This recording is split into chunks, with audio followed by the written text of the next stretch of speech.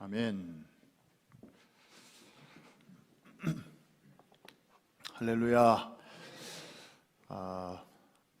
최근에 갑자기 바깥의 분위기가 좀 다시 전쟁 분위기로 돌아서는 것 같습니다. 한동안 좀 소강 상태였는데 다시 좀 전투 개시 분위기 그쪽으로 접어드는 것을 여러분들이 느끼고 있습니다. 뉴저지는 하나님이 특별하게 보호를 하셔서 아직은 우리 성도들 가운데 이렇다 할 확진자 보고가 없어요. 너무 감사한 일이에요. 근데 퀸즈에서는 워낙 활동도 많고 모임도 많고 또 먹기도 하고 그러다 보니까, 그리고 열심히 교회 일들을 하다 보니까 젊은 3040 그 집사님들 가운데서 좀 몇 분이 이렇게 확진이 되고, 또 그런 분들하고 같이 밥을 먹고 이런 분들이 또 테스트를 해보니까 이제 확진 리포트가 좀 들어오고 있습니다. 그런 가정이 또 애들이 어리다 보니까 요즘은 애들까지도 이렇게 연령을 가리질 않아요. 그래서 엊그제 뉴노멀 태스크 포스 팀에서 긴급하게 모임을 갖고, 그리고 또 거기서 제안한 그런 프로포저를 중심으로 교회 우리 행정 장로님들하고 또 긴급히 의논을 해서 오늘 아침에 여러분들이 아마 긴급 그 어나운스먼트를 카톡으로 받으신 줄로 압니다. 우리가 사태의 본질을 분명히 아는 게 중요하죠. 이것은 영적 전쟁이 아니고 바이러스와의 전쟁입니다. 그래서 이거는 의학적인, 과학적인 차원이고, 이걸 굳이 영적으로 막 이렇게 억지로 해석할 필요는 없습니다. 그래서 우리가 조심하면 됩니다. 사실 너무 걱정할 일은 아닌데, 저는 그렇게 생각합니다. 이 코로나 지난 2년 동안에 우리 교회가 정말 모범적으로 잘 해왔잖아요. 정말 바깥에서도 다 인정할 정도인데, 우리 뭐 특별하게 한 게 없어요. 이 코로나 대처는 마치 자동차 운전과 같습니다. 여러분, 법규를 잘 지키고 조심해서 방어 운전하면 나도 안전하게 목적지에 갈 수 있고 다른 사람도 안전한 거예요. 그래도 물론 매일 사고는 나죠.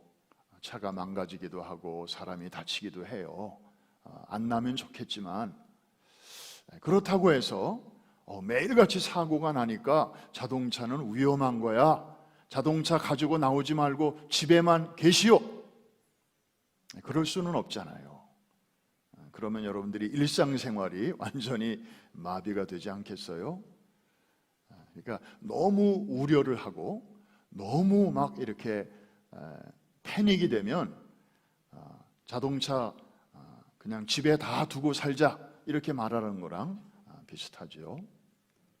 몇 가지 그래서 좀 부탁이 있습니다. 오늘 또 이렇게 금요일날 여러분들을 만나게 됐으니까 제가 주일날도 이제 전 성도들에게 부탁을 하겠지만, 우리 뉴저지 금요 예배에 나오신 분들은 정말 특별하신 분들이기 때문에 미리 좀 말씀을 드립니다. 첫째, 나도 모르는 사이에 이 바이러스에 감염이 될 수 있어요.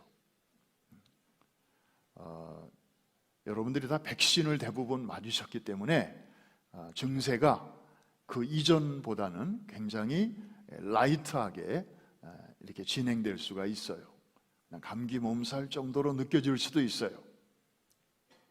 그렇지만 바이러스가 들어올 수도 있기 때문에 그 내부 사정은 우리가 잘 모르잖아요. 그래서 첫 번째 부탁은 내가 아무 이상이 없어도 빠른 시간 안에 PCR 테스트를 꼭 한번 받으십시오.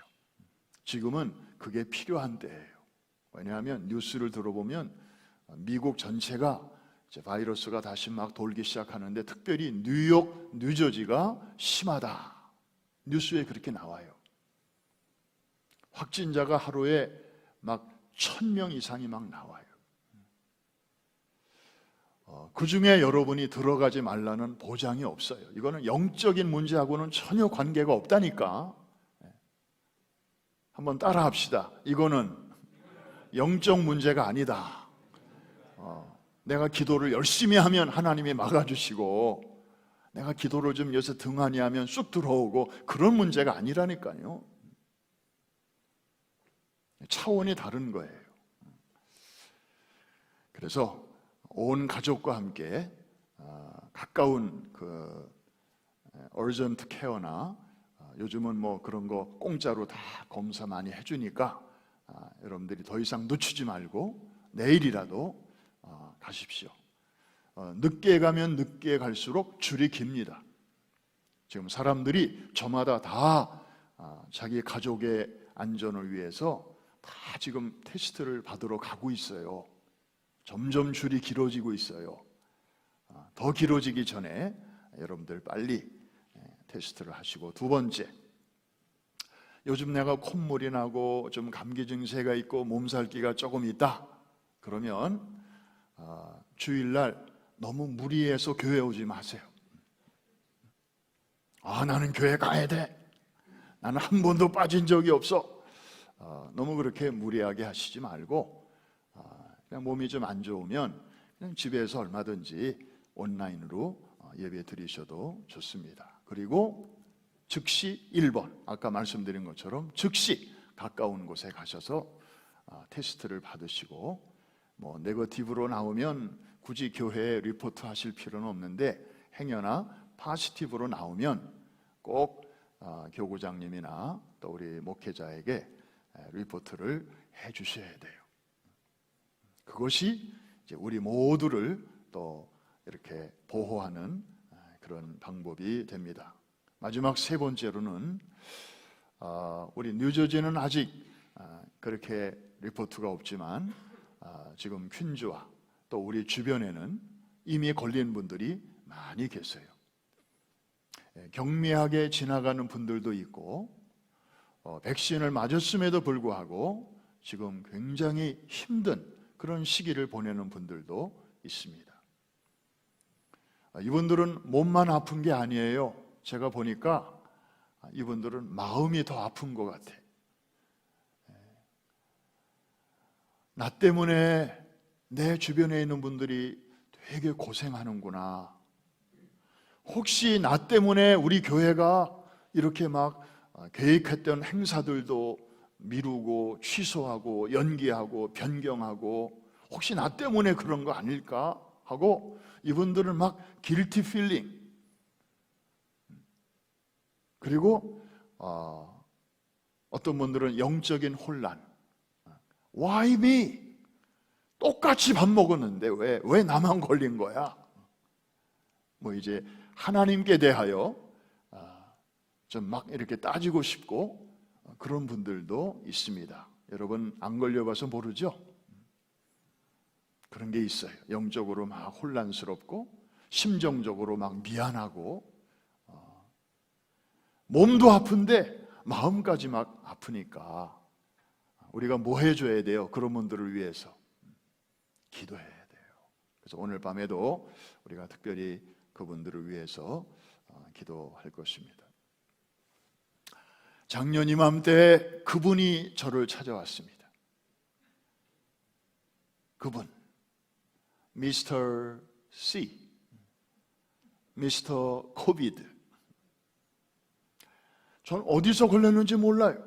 뭐 이 모임 저 모임 오라고 해서 가고, 또 가면은 또 만나고, 만나면 또 인사하고, 뭐 그러다 보니까 어디서 걸렸겠죠. 처음에는 감기 몸살인 줄 알았습니다. 저도. 그래서 뭐 이런저런 약도 좀 먹어보고 진통제도 먹어보고, 그런데 아무 소용이 없었어요. 작년 11월 중순이었는데 그때는 백신도 없었어요. 그래서 그냥 몸으로 막 버티는데 어느 날부터인가 숨 쉬는 게 자꾸 불편해지는 거예요. 들이쉬기는 하는데 이게 멈춤이 잘 안 되는 거예요. 마치 내 폐에 구멍이 여기저기 뻥뻥 뚫려가지고 코로 숨은 들어오는데 이게 어디론가 술술술술 빠져나가서 금방 다시 숨을 들이셔야 되는 그런 느낌. 그래서 손가락을 넣어가지고 이렇게 재는 거 있거든요. 그거는 집에 하나씩은 꼭 있어야 되겠더라고. 우리 딸이 아마존에다가 오다를 해서 그거를 해줬는데 그거를 딱 재보니까 이게 아침 다르고 저녁 다른 거예요. 점점 이게 내려가는 거예요. 우리 혈액 속에 있는 그 산소량을 재는 건데 그 손가락을 넣는데 기가 막히게 그걸 숫자로 뽑아내요.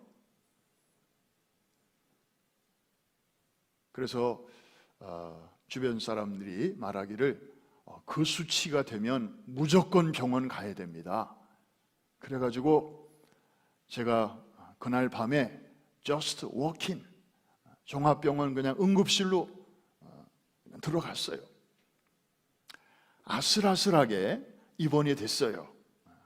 그때만 해도 입원 환자들이 많지 않았어요.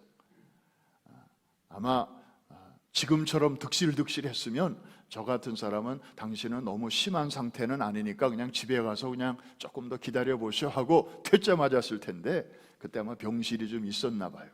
자기들끼리 막 회의하고 그러더니 오케이 환자복을 주더라고요. 그래서 닷새를 제가 격리병동에서 치료를 받고 퇴원했습니다. 제가 왜 지나간 얘기를 이렇게 하는가 하면 요즘 다시 이게 막 일어나니까 여러분들이 혹시 그분이 여러분들에게도 찾아온다 할지라도 너무 놀라지 말라고 좀 말씀드리는 거예요. 지나고 보니 저처럼 제가 들어갔을 때 그 방에 2명이 있었어요. 저하고 또 그분하고. 저는 그분 얼굴도 잘 몰라요. 왜? 격리병동이기 때문에 한 방에 있어도 이렇게 딱 커튼을 쳐서 얼굴도 못 봐요. 그리고 몸에 뭘 치렁치렁 많이 이렇게 매달아 놔가지고 뭐 이렇게 움직이기도 참 어려워요. 그런데 모르긴 몰라도 저는 5일 만에 퇴원했는데 그분은 못하신 것 같아요. 제가 들어갔을 때 이미 거기에 있었는데 제가 퇴원할 때도 여전히 그 자리에 계시더라고요. 이거는 치료가 제대로 잘 안 되는 거거든요. 모르긴 몰라도 저는 그분이 세상 떠나신 것 같아요. 그렇다면 한 방에 같이 있었는데 어떤 사람은 이렇게 회복이 되고 어떤 사람은 그렇지 않고, 그래서 삶과 죽음 사이가 그 당시만 해도 다윗이 말한 대로 just one step away, 정말 한 걸음 사이다. 참 그런 말이 정말 실감이 됐어요. 여러분, 저처럼 코로나에 한번 걸렸다가 나은 것이 하나님의 은혜이죠. 맞죠? 맞습니까? 우연입니까? 그냥 어쩌다가 나은 겁니까? 저는 알아요. 제가 겪었기 때문에 이건 정말 하나님의 은혜다. 그런데 여러분처럼 지금까지 2년 동안에 한 번도 안 걸리고 여기까지 오신 분들은 이거는 뭐예요, 그러면? 저 같은 사람이 경험한 게 하나님의 은혜라면 여러분들은 뭐예요? 한번 따라 합시다. 은혜 위에 은혜다. 믿으시면 아멘 하십시다. 여러분은 정말 저보다 몇 배의 은혜 속에 살고 계시다는 사실, 정말 믿어지십니까? 와 닿습니까? 감사하지 않을 수가 없는 거예요.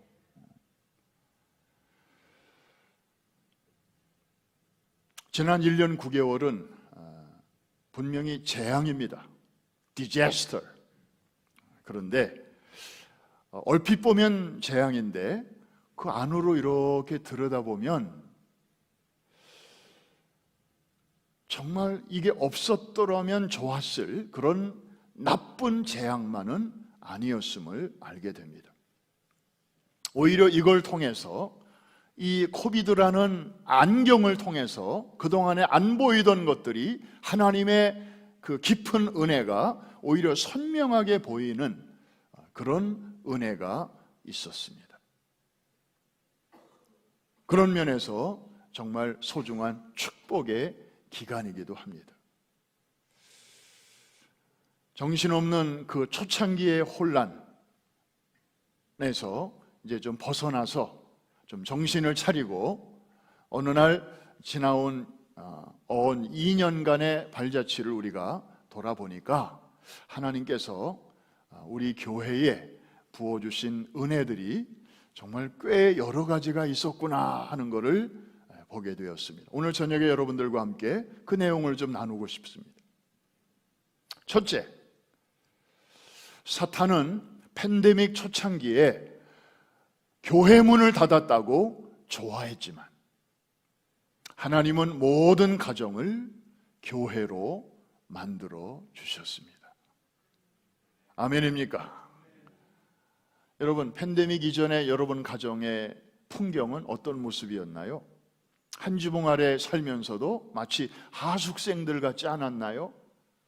부모는 부모대로 바쁘게 살고 애들은 애들대로 자기 라이프가 있고, 그래서 학교 갔다 와서 지방으로 쑥 들어가 버리면 애가 뭘 하는지, 뭘 생각하는지, 뭘 고민하는지 부모가 알 길이 없고 그냥 제각기.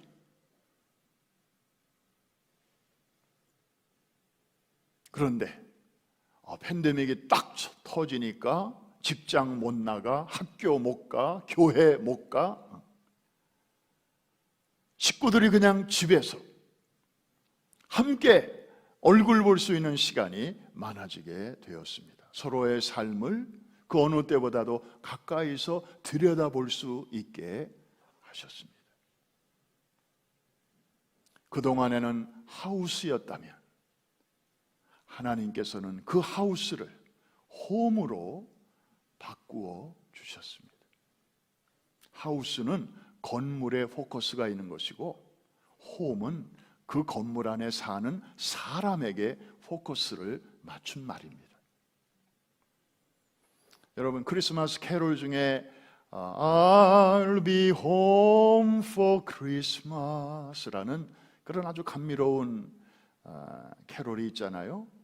I'll be house for Christmas 이렇게 말 안 합니다. home이라는 단어를 씁니다. 하우스가 아니에요. 그전에는 우리 집안이 삭막했습니다. 가까이 있으면서도 서로를 잘 몰랐습니다. 여름방학 때 그저 휴가나 같이 가야 애들하고 좀 대화할 수 있고 차 안에서 이런저런 얘기 나눌 수 있지, 그동안에는 너무 그런 시간이 없었는데 팬데믹 덕분에 가정의 본질, 이것을 하나님께서 많이 회복시켜 주셨습니다. 감사하지 않을 수가 없습니다. 할렐루야. 두 번째, 팬데믹 때문에 다 어려움을 겪었어요. 그 중에 첫 번째로 다가오는 것은 경제적인 어려움이었어요. 왜? 직장에 못 나가죠. 수입이 적어지죠. 일을 못하니까 나중에 정부에서 이렇게 준다고 해서 이제 그거 가지고 살지만 이게 내가 일해서 버는 돈이 아니니까 내일이 불투명한 거죠. 그런데 우리 모두가 경제적인 어려움을 겪다 보니까 주변을 돌아보게 됐어요. 나보다 더 어려운 사람이 눈에 밟히기 시작했어요. 우리 마음속에 하나님이 이런 생각이 들게 하셨어요. 우리같이 그냥 평범하게 사는 보통 사람도 팬데믹이 오니까 이렇게 어려운데 팬데믹 이전에 이미 어려움을 겪고 있던 사람들은 지금 얼마나 더 어려울까? 예를 들면 쉘터에 있는 분들, 노숙자들, 이런 분들은 정말 누가 돌볼까? 다들 어려운데 누가 도울까? 이분들을 나라도 도와야 되지 않을까? 우리 교회라도 좀 도와야 되지 않을까?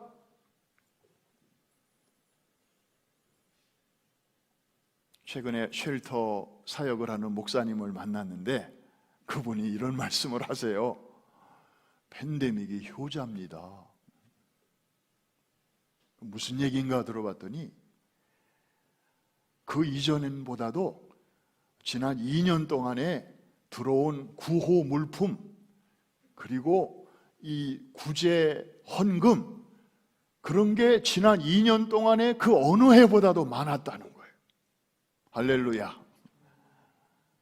이게 우리들만 그렇게 생각한 게 아니고 우리 교회만 그렇게 생각한 게 아니고 다른 교회들도 다 그런 생각을 한 거예요. 누가 시킨 것도 아닌데, 아유 우리도 이렇게 어려운데 저분들은 얼마나 더 어려울까? 아유 마스크라도 좀 갖다 주자. 아유 소독약이라도 좀 갖다 주자. 우리가 돈은 없으니까 돈은 드릴 수는 없어도 아유 먹을 거라도 좀 갖다 주자. 그래서 우리가 해외 선교하던 그 에너지를 하나님께서는 이제 우리 주변에 있는 정말 도움이 필요한 그런 이웃들을 돌아보게 하시고 그들에게 전해줄 수 있도록 하나님께서 이 밸런스를 맞추어 주셨어요. 참 기가 막힌 일이에요. 지금 생각해 보니까. 아마 세상이 이런 위기야 어려움이 없었더라면 우리 교회는 여전히 막 이 나라 저 나라 그리고 이 엄청나게 우리를 기다리고 있는 이 해외 선교에 여전히 바쁘게 뛰어다니느라 사실 등잔 밑이 어둡다고 가까운 곳에 있는 분들, 우리가 거기까지 도울 수 있으면 좋지만 그 자원이 한계가 있으니까 이쪽에 막 갖다 주면 여기는 아무래도 좀 그렇잖아요. 그런데 여기가 막히니까 이렇게 도울 수 있게 하셨습니다. 너무 감사한 거예요. 세 번째, 에셀나무 프로젝트. 코로나가 아니었다면 어쩌면 아직 탄생하지 못했을지도 모릅니다. 복음의 그늘을 다음 세대에게 만들어주는 에셀나무 프로젝트를 잉태케 하시고 금년 5월에 퀸즈에서 그리고 6월에 뉴저지에서 선포하게 하셨습니다. 우리가 알거니와 이 비전을 통해서 이제 선교의 구심력과 원심력, 수직 선교와 수평 선교의 균형과 조화, 그래서 414 윈도우 선교를 지금까지 우리 1세대들 중심으로 열심히 정말 달려왔는데, 이분들은 영원히 계시는 분들이 아니잖아요. 이제 조금 있으면 천국으로 다 이민 가실 분들이에요. 그러면 그 깃발을 누가 흔들 것인가? 누가 그 바톤을 들고 달릴 것인가? 어느 날 가만히 생각해 보니까 아이고 그게 확실치 않은 거예요. 만일에 이대로 끝나면 우리 교회의 414 선교는 이제 1세대들이 천국 가시면 그냥 자연히 소멸되는 거더라고. 그러면 안 되잖아요.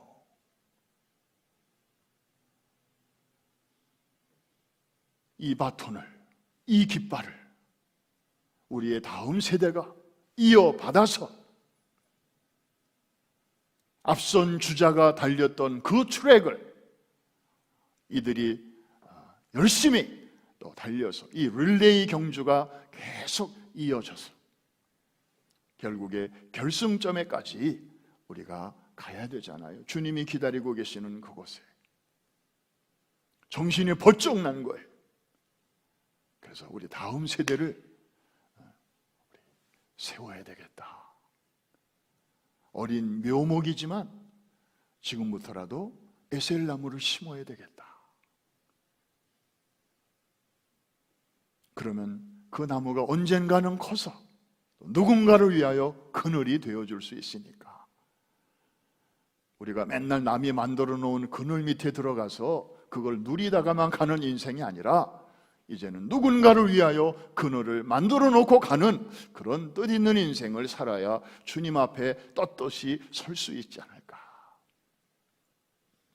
그래서 414 윈도우와 함께 에셀나무 프로젝트가 이제 탄생해서 같이 아주 호흡을 맞추면서 가게 되었는데, 저는 대표 기도하시는 분들이 이렇게 두 가지를 언급하면서 기도하실 때마다 정말 너무 감사하고 기뻐요.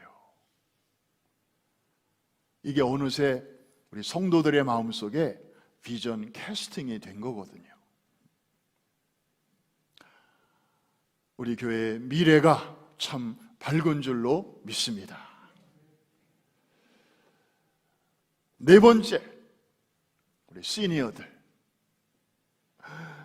수양회를 통해서 우리 연세 많으신 노인들이 꿈을 꾸기 시작하는 거예요.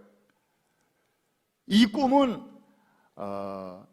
인간적인 꿈이 아니죠. 사실 인간적인 꿈은 이미 끝난 분들이에요.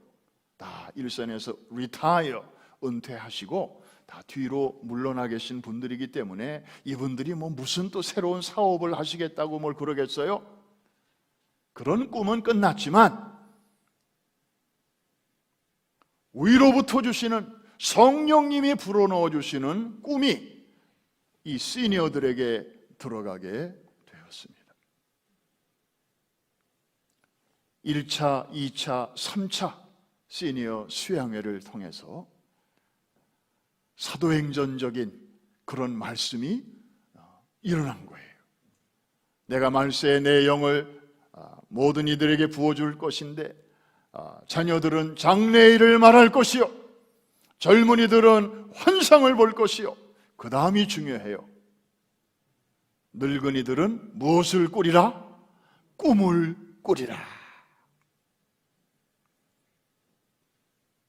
그 말씀이 옛날에만 그랬고 지금은 아닌, 틀린 말씀이 아니라는 것이 이번 수양회를 통해서 증명이 되었습니다. 여러분, 시니어들에게 성령께서 할 일을 깨닫게 해주시니까요, 막을 자가 없더라고요. 우리 뉴저지에 이길자 권사님이 계신데 이길 자가 없어요.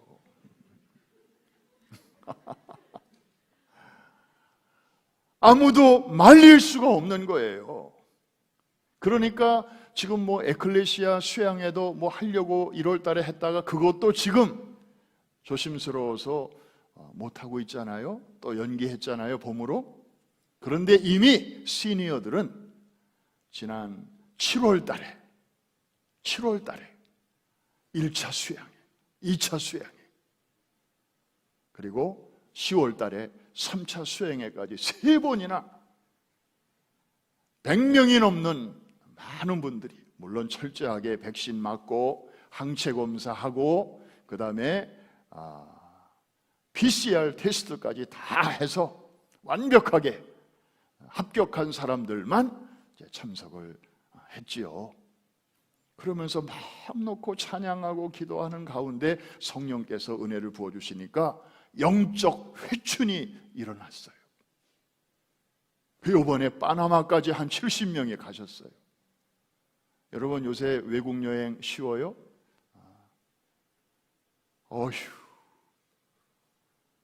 출발 3일 전에 PCR 테스트 검사 결과 이거 보내야 되고, 그 다음에 미국 들어올 때는 출발 24시간 내로 PCR 검사해서 그 결과 보여줘야 되고, 그리고 진검사 기준도 다 달라졌어요. 전에는 백팩에 사과 넣어갖고 와도 아무도 뭐라고 잡을 사람 없어요. 이번에는 사과 2개 들었다고 잡혀갔어요. 과일 이런 거 캐리온 짐에 넣어도 걸려요. 얼마나 검사가 심한지. 그런데 그 삼엄한 그 시큐리티 프로세스를 다 노인들이, 영어도 잘 이렇게 통하지 않는 그런 분들이 뭐 당당하게 이길 자가 없는 거죠. 막을 자가 없는 거죠. 주의 일하러 간다는데 누가 말려요? 와. 그런데 더 놀라운 기적은요, 젊은 사람들이 그렇게 그룹으로 이동해도 요즘 그게 쉽지 않은데, 이 시니어들이 그 대그룹이 왔다 갔다 했는데 한 사람도 걸린 사람이 없다는 거예요, 코로나에. 할렐루야. 하나님이 책임져 주신 거죠. 이분들은 제가 가만히 보니까 왜 저렇게 담대하신가 그랬더니, 물론 성령께서 그런 꿈과 비전을 주셨기 때문이고, 또 하나는요, 이분들이 연세가 있잖아요. 출생 연도로 이렇게 볼 때 전쟁, 가난, 배고픔,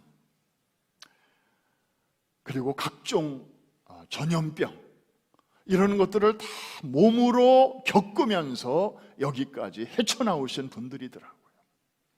그러니까 이분들은 뭐 웬만한 것들은 별로예요. 한번 따라합시다. 별로. 뭐 옳다면 와, 뭐 이런 거예요.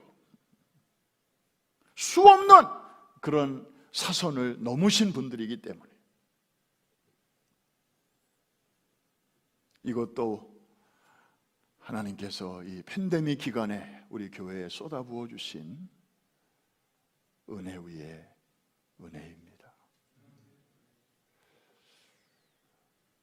너무 많은 거예요. 가만히 생각해 보니까. 또 하나, 지금으로부터 약 한 달 전에 퀸즈 금요예배 시에 정말 아름다운 광경이 펼쳐졌습니다. 제1차 청소년 에셀 찬양 집회, 여기에 퀸즈의 중고등부 아이들만 모인 게 아니라 뉴저지에서도 많이 왔어요. 그때 우리 조셉 전도사님이 메시지를 전했어요. 너무 은혜로웠어요. 애들과 부모들이 다 은혜 받았어요. 그리고 청소년 집회였지만 우리 스테반, 또 PIF, 우리 언니, 형님, 누나, 이런 분들이 또 다 이렇게 젊은이들의 집회를 도와줬어요. 총인원 445명이 참여한 가운데 첫 번째 워십 나잇이 열리게 된 거예요. 정말 감격스러웠어요. 애들은 아래층, 그 본당 아래층에 중앙에 자리를 잡고, 그 다음에 위층과 좌우 윙에는 그 부모님들과 또 금요예배에 늘 나와서 기도해 주시는 기도의 용사들이 다 이렇게 울타리가 되어 주시고 날개가 되어 주셔가지고 그냥 아이들이 정말 은혜 받을 수 있도록 중보기도 하면서 같이 예배를 드리는데, 제가 보니까 애들은 애들대로 은혜 받지만 위층에서는 부모들이 부흥회가 열리고 있더라고. 그냥 애들이 그렇게 금요일 날 하나님을 찬양하는 모습을 보면서, 거기에 자기 애가 거기 있는 것을 보면서 부모는 뭐 눈물을 주체할 수가 없는 거예요. 청소년의 부흥이 오고 있음을 보았습니다. 다음번 모임이 새해 1월 달인데 많은 분들이 그래요. 매달 했으면 좋겠다고. 금요일 날 본당을 얼마든지 내주면 좋겠다고. 그래서 두 번째 집회가 내년 1월 말에 있거든요. 그 다음부터 2월, 3월, 4월에 매월 한 번씩 우리 자녀들과 부모가 함께 모여 예배하는 그런 금요 예배가 될 것입니다. 할렐루야. 여섯 번째, 새가족. 팬데믹 이 기간은 많은 교회들은 정말 어려움을 겪었습니다. 교인들을 볼 수가 없고, 그리고 교인들이 지금 어디에 있는지 알 수가 없고, 그래서 문 닫는 교회들도 많이 생겼다는 이야기를 들었습니다. 참 가슴 아픈 일입니다. 목회자의 한 사람으로. 사실 뉴욕과 뉴저지에 30명이 안 되는 교회인이 30명이 안 되는 교회들이 70%가 넘습니다. 그 소수의 사람들이 정말 희생하고 헌신하면서 주의 몸을 지탱하고 있는 거예요. 그런데 팬데믹이 터지니까 자주 모일 수도 없고, 그런데 하나님께서 또 이렇게 흩어진 무리들을 그냥 두지 아니하시고 교회로 많은 분들을 보내주셨어요. 지금도 계속 오고 계셔요. 얼마 전에 새가족 교육이 있었고 또 새가족 환영식이 있었잖아요. 뉴저지에도 많은 분들이 우리 항공모함에 승선하셨습니다. 한 분 한 분들이 참 귀한 분들이에요. 잘 훈련받은 분들이에요. 여러분, 이번에 새로 오신 분들, 여러분들이 잘 따뜻하게 맞이해 주셔야 돼요. 이분들은 정말 아주 많은 사연을 가지고 오신 분들이에요. 그리고 초신자가 아니에요. 훌륭한 교회에서 훌륭한 목회자들을 통해 정말 우리가 받지 못했던 그런 아름다운 훈련들을 많이 받고 오신 분들이에요. 한 가지 제가 분명한 사실 말씀드릴게요. 여러분 잘 들으셔야 돼요. 이 자리에는 우리 교회를 오래 섬기신 분도 계시고 또 10년, 5년, 1년 혹은 몇 개월 섬기신 분들도 계십니다. 그런데 여러분이 공통점이 하나 있어요. 여러분도 과거의 어느 때인가는 새가족이었던 때가 있다, 없다? 있다.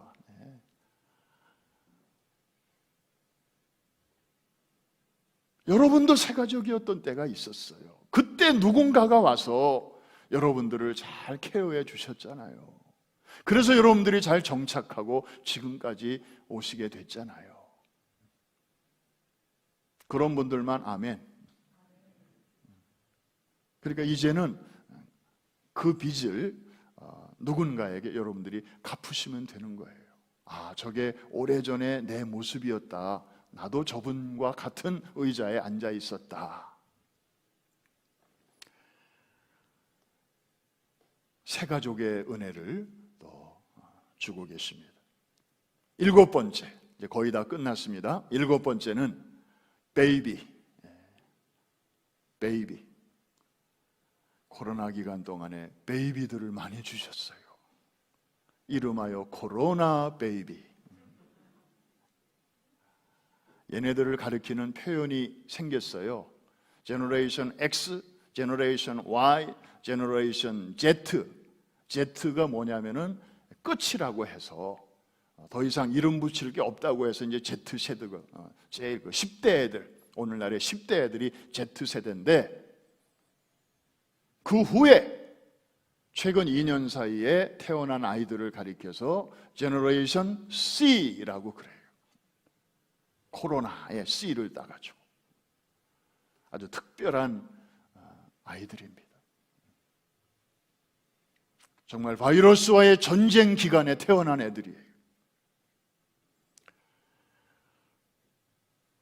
몇 주 전에 여기서 헌화식을 가졌고, 퀸즈에서는 지난주에 이제 16명의 아이들을 둘로 나눠서 지난주에 헌화식을 가졌고, 원래는 이제 내일 모레 나머지 아이들을 헌화식을 가질 예정인데 지금 상황이 조금 예민해서 두 번째 헌화식은 좀 내년으로 미루기로 했어요. 근데 어쨌든 이렇게 많은 아이들이 세상에 보냄을 받았습니다. 얼마나 감사한지 몰라요. 8번째,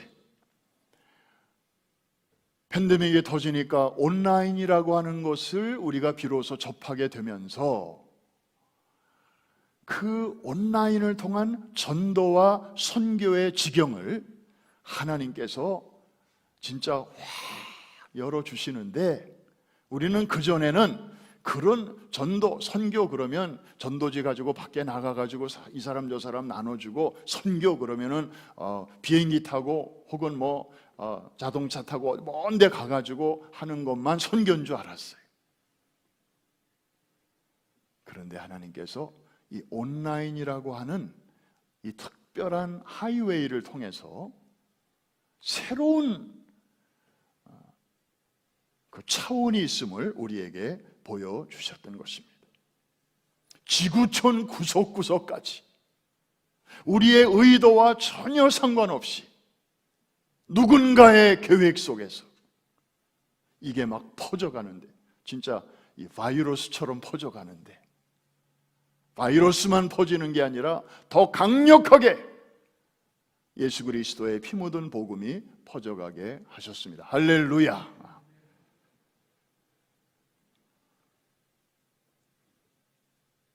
사도 바울 시대에 로마 제국이 정복하는 곳마다 길을 깔아놨잖아요.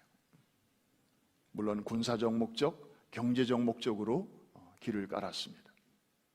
그런데 하나님께서는 그 길들을 선교적 목적으로 역이용하신 거예요.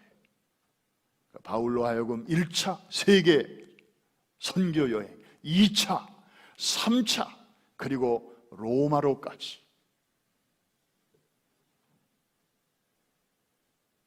그 시대에 그렇게 사용하셨던 하나님께서 오늘날 가만히 보니까 하나님이 그때는 로마 제국을 이용하셨는데 요즘은요, 구글, 유튜브, 애플, 메타는 얼마 전까지 페이스북이었는데 최근에 메타버스의 시대가 왔다고 해서 메타로 이름을 바꿨어요.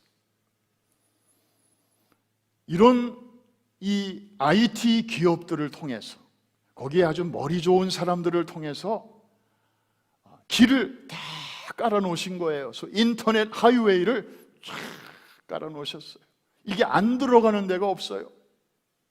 저 아프리카까지, 중국 오지까지. 그래서 우리 교회가 이제 이 카톡으로 내보내는 월요일마다 성경 공부가 나가고 수요일마다 이제 희망의 속삭임이 나가잖아요. 우리는 몰랐어요. 우리 성도들끼리 그냥 이렇게 서로 격려하는 차원에서 했는데, 이게 어느새 막 내용이 좋으면 이 내용을 누군가와도 좀 나누고 싶다 해가지고 막 하다 보니까 주로 보니까 동창회 카톡을 통해서 이게 막 나가더라고. 국민학교 동창회, 그 다음에 대학교 동창회, 이런 조직이 없는 사람들이 없잖아요. 이게 가톨릭 신자들에게도, 심지어 불교 신자도 정기 구독하더라고. 아니, 세상에 이 방법이 아니면 무슨 재간으로 그렇게 타종교의 사람들, 또 종교가 없는 사람들에게 이 복음이 전달될 수가 있겠어요? 그리고 우리가 전혀 의도한 게 아니었는데.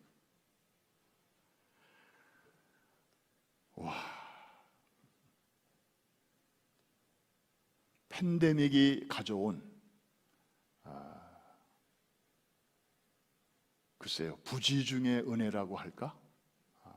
전혀 계산하지 않았던, 그러나 엄청난 은혜와 축복의 선물이 아닐 수가 없었습니다. 지금도 하나님은 일하고 계십니다. 할렐루야. 마지막 9번째, 어쩌면 이 9번째가 가장 중요한 포인트가 될지도 모르겠습니다.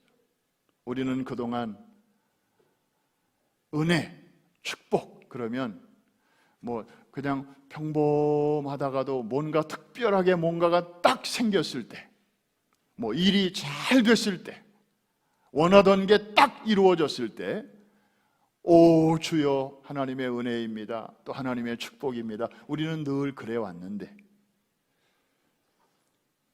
이제는 팬데믹을 통해서 지극히 평범한 일상이 사실은 큰 은혜였음을 우리에게 깨닫게 해 주셨습니다.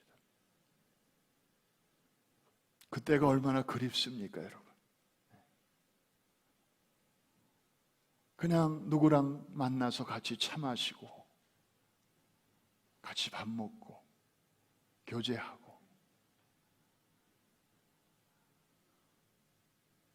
그리고 어른들이 계신 양로원, 요양원 애니타임 방문할 수 있고, 병원에 입원해 계신 분들 우리가 자주 찾아뵐 수 있고, 장례식, 천국 환송 예배, 그때는 3번 예배를 드렸어요. 저녁에 한 번 드리고, 다음날 아침에 한 번 드리고, 장지에 가서 한 번 드리고, 다 작년 3월, 4월에는요 장례 예배도 제대로 못 드렸어요. 식구들도 장지에 접근이 금지가 됐어요. 자기 아버지가, 자기 어머니가 땅에 묻히는데도 멀리서 지켜봐야 했어요. 사진도 못 찍었어요. 세상에 이런 장례가 어디 있습니까? 이런 아픔이 어디 있습니까? 부모가 돌아가신 것만 해도 슬픈데, 일상이 은혜였음을 우리는 처절하게 깨달았습니다. 저도 그때 아이패드를 들고, 유족들은 장지에 있고 목사는 집에서 아이패드로 장례를 집례하는데, 정말 어떻게 이런 세상이 왔나? 뭐 목사도 못 오게 하니까.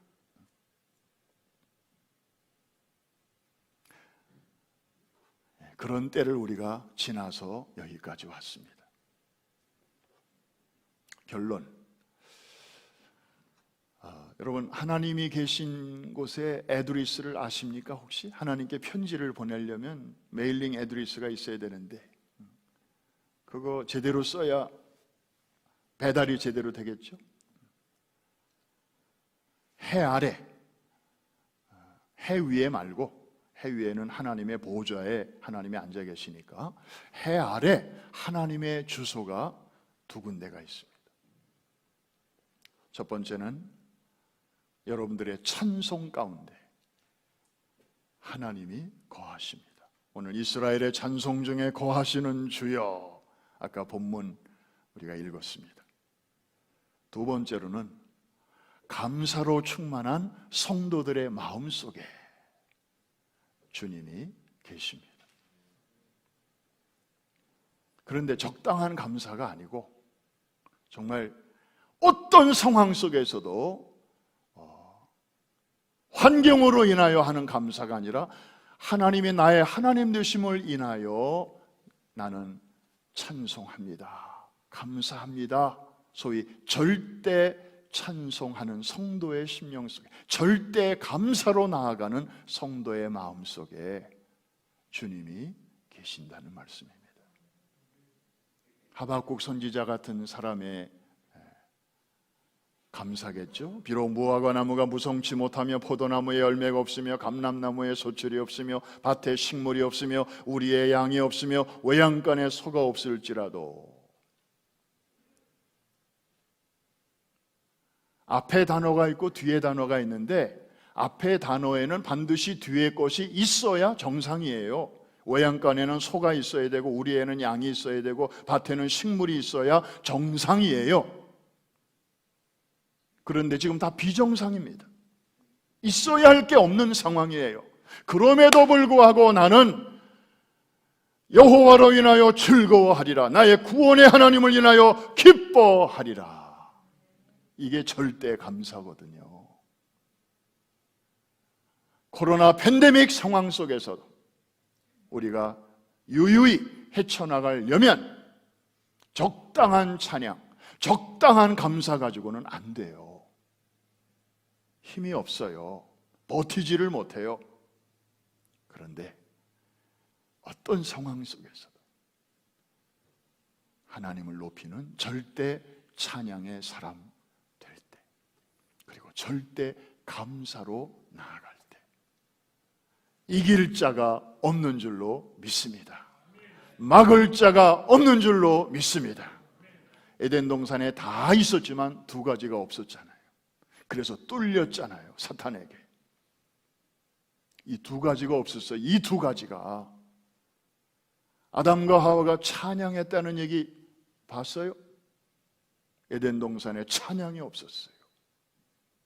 또 아담과 감사가 주여 이런 낙원, 이 모든 것을 주셔서 감사합니다 하는 감사의 멘트가 있었나요? 창세기에.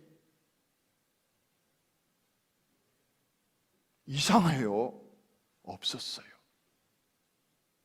그 풍족한 여건인데도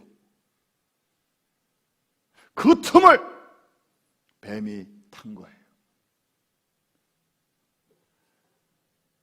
그러므로 감사와 찬양은 하나님이 계신 곳으로 들어가는 엔트런스요, 그리고 우리의 행복을 방해하는 사탄이 쫓겨나가는 엑시트요. 이 말은 아마 오늘 처음 들으실 거예요.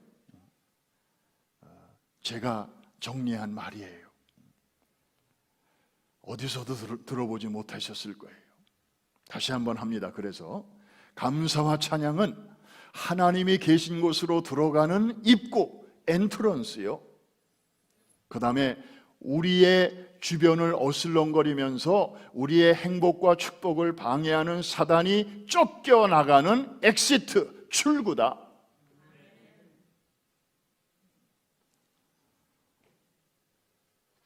절대 감사, 절대 찬양의 사람 되시기를 주의 이름으로 축원합니다. 코로나를 너무 의식하다가 크라이스트를 놓치지 말게 되시기를 주의 이름으로 축원합니다. 코비드 바이러스가 퍼지고 있지만 감사 바이러스, 찬양의 바이러스를 여러분이 이런 때일수록 더 강력하게 퍼뜨리시기를 주의 이름으로 축원합니다. 그럴 때 코로나 바이러스는 물론 그놈의 사촌인 우울감과 절망감, 그리고 근거 없는 근심과 불안의 바이러스들도 같이 덩달아 도매금으로 퇴출될 줄로 믿습니다. 거침없이 담대하게 헤쳐나가는 여러분 모두가 되시기를 주의 이름으로 축원합니다. 우리 다 자리에서 한번 일어나셔서 은혜, 우리 찬양 같이 한번 부르겠습니다.